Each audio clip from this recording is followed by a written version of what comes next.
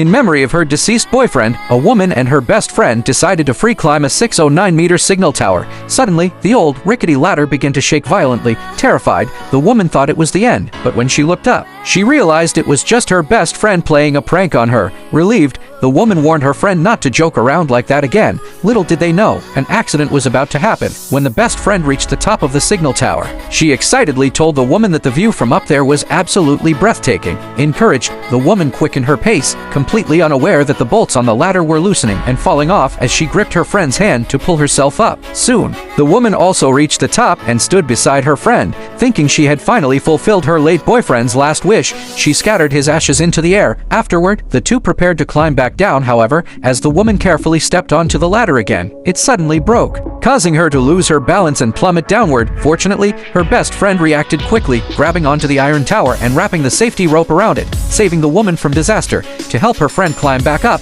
the best friend pulled with all her strength. But just as the woman was almost up, the best friend slipped, causing the woman to fall again. Thankfully, the best friend managed to brace herself with her foot, regaining balance and slowly helping the woman climb up once more. This time, the woman successfully made it to the top.